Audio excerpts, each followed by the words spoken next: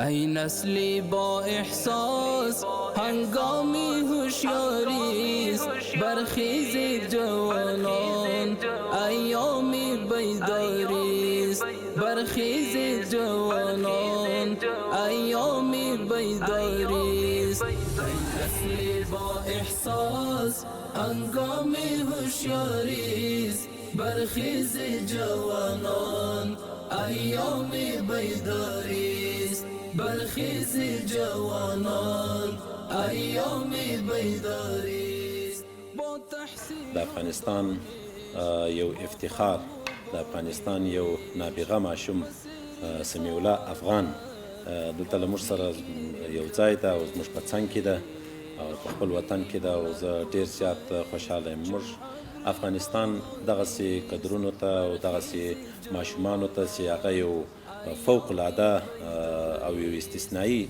استعداد ولري د افغانستان ډېر ضرورت ده. سمیع الله جان که د نن ورځې ماشوم ده د سبا د افغانستان د راتلونکي دپاره یو معمار ده. افغانستان به انشاءالله د ده د دې فوق العاده استعداد چې د ریاضي په برخه کې لري زما ډېر امید ده چې الله تعالی به ده ته توفیق ورکړي چې د افغانستان آینده ساز یو استاذ واوسیږي یو شخصیت واوسیږي. جمع 336 بیا جمع 336 جمع 3336 بیا جمع 3336 څلور زره او دوه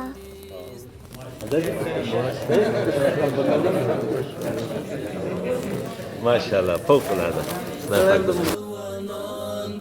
ایامی بیداریست برخیزید جوانان ایامی بیداریست ثنای مولانا جامی زه غټ سم او تعلیم وکړم. افغانستان کې چې څومره غریبانان دي د هغوی خدمت وکړم غټ ډاکټر اشکه جوړ شي. نو ته خو په ریاضي کې تکړه یې نو ته غواړې چې ډاکټر سې او تکړه په حساب کې یې نو انشاءالله په ډاکټري کې هم اراده دې سته چې ډاکټر سې. ښه ماشاءالله.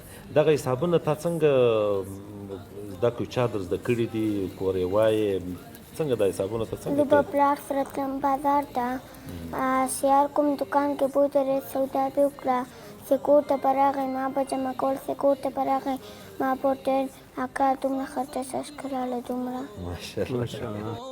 مسلمان الگوی شایسته بگیر از بزرگان که هر یکی ایشان خورشید نورباری. ما به بازار ته ځان سره ما به سودا مودا وکړه ده به کور ته راغلم ده به راټول تانه 5,000 روپۍ لاړې 6,000 روپۍ لاړې بیا یې ما نه ورته ویل چې ته ما نه پوښتنې وکړه ما ورته څنګه پوښتنې دي دغه راته ووایه چې دومره څو کېږي ما به ورته ویل چې دومره کېږي ته فورا ما ته سوال حل کړ. بیا زیاتې څو وخت مخکې خلکو ویډیوګانې پاکستان کې مشکه جوړې کړلې یو ځای بل ځای به کېناوه ویډیو بیا ډېره وایرل سوې یوه ویډیو 28 لکه 13 لکه نفر وکتلې بیا نه لندن نه امریکا نه کاناډا نه سعودي نه ما ته ډېر ټلیفونونه را روان وو چې د الله خپل هېواد ته ورسوه مسد چې حکومت یې غم وخوري او دا یې مسد غټ سي درس وایي حکومت ته خدمت وکړي. افغانستان نامی بس پر افتخاریست برخیزید جوانان ایامی بیداریست با احساس